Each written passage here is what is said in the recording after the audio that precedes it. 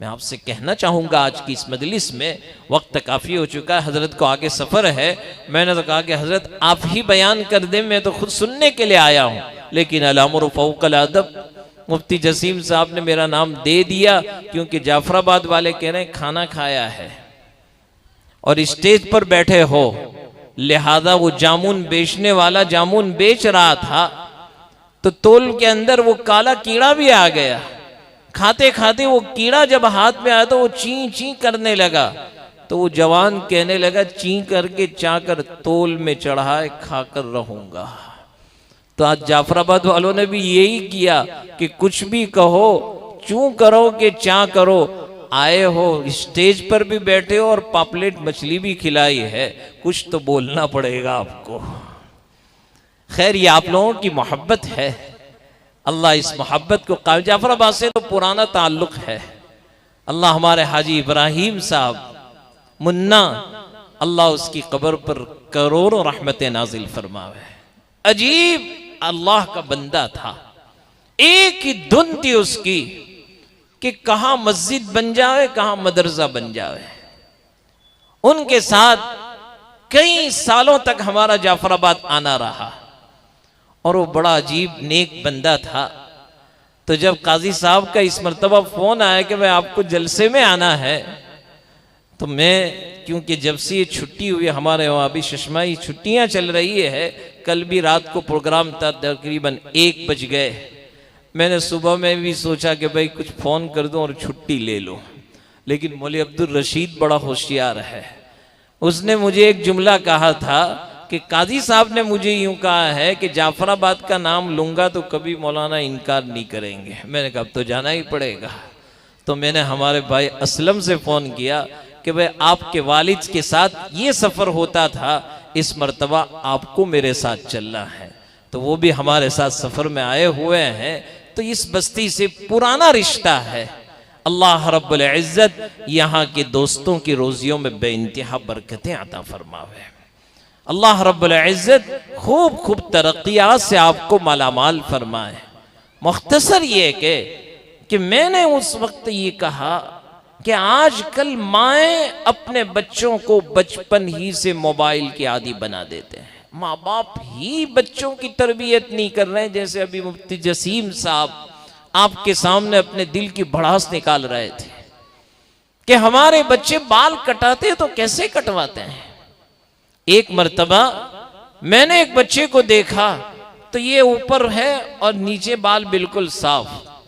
तो मैंने जब उसको देखा तो मैं पहले परेशान हुआ कि भाई क्या है ये मामला। तो मैं समझा कि शायद सर में कुछ बीमारी होगी, फोड़े फुंसी होंगे, इसलिए आधे कटवाए और आधे छोड़ दिए। तो मैंने दूसरे साहब से पूछा भाई क्या बात है, ये आधे बाल इसके कटे हुए हैं, कोई तकलीफ है? कहा मौलाना तकलीफ नहीं, ये तपेली कट बनाई हुई है। मैंने कहा ये भी कमाल हो गया। आज हम और आप मगरिबी तहजीब के दिलदादा बन गए। हालांकि याद रखें हम और आप गुलाम मोहम्मदी है। कहो सल्लल्लाहु अलैहि वसल्लम। हमने यहूद और नसारा का कलमा नहीं पढ़ा है। मैंने और आपने जिस कलमे को पढ़ा है वो मोहम्मद अरबी सल्लल्लाहु अलैहि वसल्लम का कलमा पढ़ा है। अभी आपके सामने आपकी ही बच्चियों ने और इन बच्चों ने सीरतुन नबी पर कितनी कितनी बेहतरीन बातें पेश फरमाई। नियत करो दोस्तों, नबी के तरीक़ों में हमारी कामयाबी है। कुल अतीउल्लाह व अतीउर रसूल, अल्लाह की भी मानो और अल्लाह के रसूल की भी मानो, इसी में हमारी भलाई है। तो एक मर्तबा हम सफर में थे और उस सफर के अंदर ट्रेन के अंदर हम बैठे हुए थे। सामने एक खातून बैठी हुई थी और वो खातून भी मुसलमान, लिहाजा बच्चे को भूख लगी और उसने खाने के लिए जिद की तो वो अपने साथ सफर का तोशा लाई थी। लिहाजा उस खातून ने तोशादान निकाला ताकि मैं अपने बच्चे को खाना खिलाऊं। अब जब उसने खाना खिलाने के लिए तोशादान खोला और लुकमा उठाया तो बच्चा लुकमा लेने के लिए तैयार नहीं। माँ बहुत मेहनत कर रही है लेकिन उस बच्चे ने लुकमा मुंह में नहीं लिया। तो अब उसी मां ने आदत डाली हुई थी, अपने पॉकेट से मोबाइल निकाला और उस मोबाइल की स्क्रीन के ऊपर कार्टून ले आई। अब बच्चा कार्टून को देखने में ऐसा मसरूफ कि माँ उसके मुंह में लुकमे पर लुकमे खिलाती जा रही है, लेकिन उस बच्चे को कुछ पता नहीं मैं क्या कर रहा हूं। ये हमारी माओं का हाल है। पीर हजरत मौलाना जुल्फ़िकार साहब नक्शबंदी दामत बरकातुहुमुल आलिया ने अपने मवाइज़ में हजरत ने खुद अपना वाक़या बयान फरमाया कि हमारा हाल ये है। कहने लगे कि एक मर्तबा में सफर में था और हमारे सामने एक खातून थी जो मजहब ईसाइयत को मानने वाली थी। वो ईसाई खातून जब उसने अपने बच्चे को खाना खिलाना शुरू किया तो वो मां अपने बच्चे के मुंह में एक लुकमा रखा और फौरन कहने लगी, बेटा कहो थैंक यू। तो बच्चे ने कहा थैंक यू। दूसरा लुकमा खिलाया तो कहा बच्चा कहो थैंक यू। कहा हर लुकमे पर वो मां अपने बच्चे को थैंक यू खिला रही है। काश कि मेरी और आपकी माएं भी अपने बच्चों को खाना खिलाने पर कहती अल्हम्दुलिल्लाह पढ़ बेटा, अल्हम्दुलिल्लाह पढ़ बेटा। लेकिन आज तो हमारा हाल यह है कि हमारी माएं बिस्मिल्लाह के बगैर खाना खिला रही है, उस बच्चे को कुछ पता नहीं।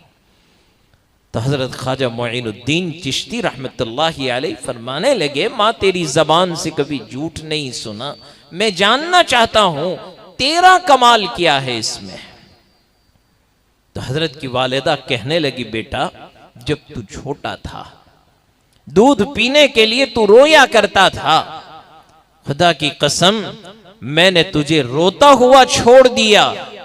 पहले मैं वुजू करती थी और वुजू करने के बाद 2 रकात नमाज पढ़ती थी और 2 रकात नमाज पढ़कर फिर तुझे बिस्मिल्लाह पढ़कर मैं अपने सीने से लगाया करती थी। वो दूध के कतरे तेरे मुंह में टपकाए हैं जिसका असर आज तू ये देख रहा है कि अल्लाह ने तुझे इस मकाम तक पहुंचाया है। मां पहला मदरसा है। लिहाजा अजीज दोस्तों, मैं आपसे गुजारिश करता हूं आप अपनी औलाद की तरबियत की फिक्र करें। इन मकातिब के अंदर हमें पाबंदी के साथ भेजना चाहिए।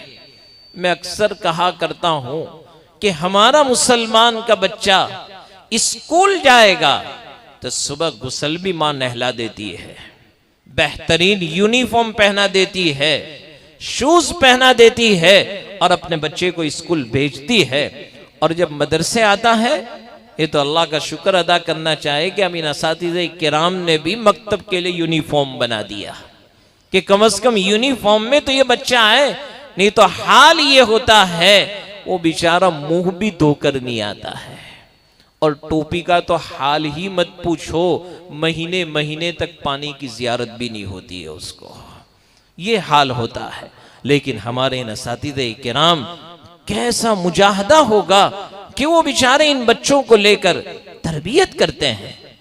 और आज हमारा हाल ये है कि हमें इनकी कदर नहीं है। इन मकातिब कुरानिया में अपने बच्चों को वक्त पर भेजो, पाबंदी के साथ भेजो।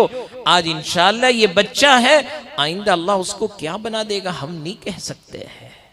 इसलिए दोस्तों गुजारिश है, ये तालीम का दौर चल रहा है, एजुकेशन का दौर चल रहा है। इतने इदारे आप कुछ साल पीछे चले जाओ हमें नहीं मिल रहे थे।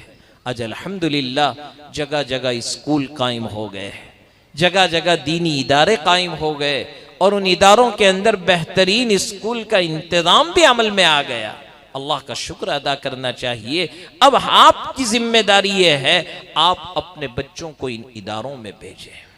अभी पिछले दिनों दारुल भावनगर में हमारे इदारे के मोहसिन और हमारे इदारे के खास हाजी इकबाल साहब तशरीफ लाए थे जद्दा से। तो हम सब बैठे हुए थे भावनगर के अहबाब। तो मैं जब हज में गया था इस साल, तो उस हज के अंदर उनकी जब मुलाकात हुई तो मैंने उनसे कहा कि भाई अब हालात को सामने रखकर हमें भी जमाने के साथ कदम से कदम मिलाना पड़ेगा। मैंने कहा आजकल लोगों का रुझान इंग्लिश मीडियम स्कूल की तरफ ज्यादा हो रहा है, इसलिए हमें भी अपने पास इंग्लिश मीडियम स्कूल बेहतरीन होना जरूरी है, ताकि हमारे बच्चे दीनी माहौल में रहकर बेहतरीन असली तालीम भी हासिल कर सके। तो उन्होंने कहा कि आपकी बात तो बिल्कुल सही है, आप तैयार हैं तो हम भी तैयार हैं। लिहाजा वो तशरीफ लाए। 1 महीना पहले हम सब ने बैठकर मशवरा किया और उन्होंने एक बात ये कही कि मौलाना भावनगर दारुल उलूम में ऐसा इंग्लिश मीडियम स्कूल बनाना है जो सबसे बेहतरीन और आला किस्म का स्कूल हो, हर चीज नई टेक्नोलॉजी के साथ। लिहाजा इसके लिए मशवरे हुए और फिर हमको बंबई बुलाया, और बंबई के अंदर एक साइंटिस्ट है डॉक्टर अतीकुर रहमान साहब, बड़े नेक आदमी, अभी भी वो गवर्नमेंट जॉब, बड़े बड़े साइंसदान हैं। उनको बुलाया तो उन्होंने औरंगाबाद से आगे 100 किलोमीटर पर अपने देहात और अपने गांव में एक स्कूल कायम किया, और उस स्कूल को वो चलाते रहे। कहने लगे इस साल हमारी उस स्कूल का जो तालीमी निज़ाम है, कैम्ब्रिज यूनिवर्सिटी के साथ हमने कोलैबोरेशन किया है, उसके साथ हमने कोलैबोरेशन किया है। आज मेरे बच्चों का रिजल्ट आया, अल्हम्दुलिल्लाह उन बच्चों का रिजल्ट इतना बेहतरीन, जब नेट पर हमने रखा तो बहुत सी foreign university, US, UK, Singapore, Canada, वहां की यूनिवर्सिटियों ने हमारे इन स्टूडेंट को विद स्कॉलरशिप कि आपको 1 रुपया खर्च नहीं करना है, आपके बच्चों को हमारी कॉलेज इनवाइट कर रही है, आप अपने बच्चों को हमारे यहाँ भेजिए, सारा खर्चा भी हम इनका बर्दाश्त करेंगे। तो डॉक्टर अतीकुर रहमान कहने लगे कि आज अल्हम्दुलिल्लाह हमारे सारे स्टूडेंट, कोई यूएस जाकर, कोई यूके पहुंच गया, कोई कनाडा पहुंच गया। तो डॉक्टर अतीकुर रहमान साहब से मुलाकात हुई तो उन्होंने कहा कि दारुल उलूम भावनगर का स्कूल भी हमें कैम्ब्रिज यूनिवर्सिटी के साथ ही कोलैबोरेशन करना है।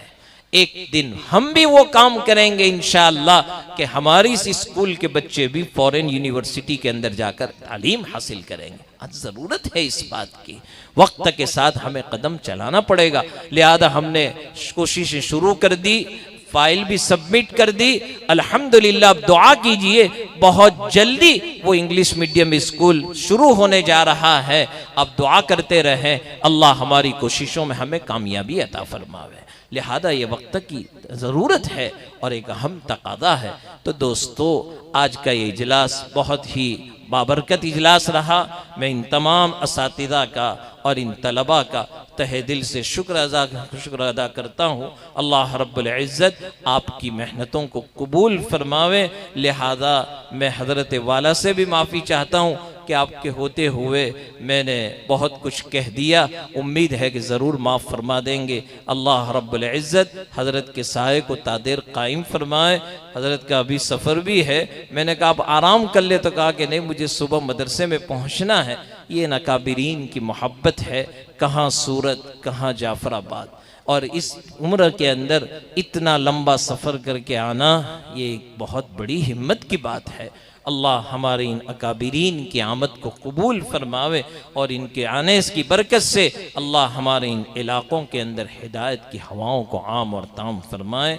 आमीन व आखिरु दावाना अल्हम्दुलिल्लाहि रब्बिल आलमीन। जज़ाकल्लाहु खैरन व अहसनुल जज़ा फिद्दार।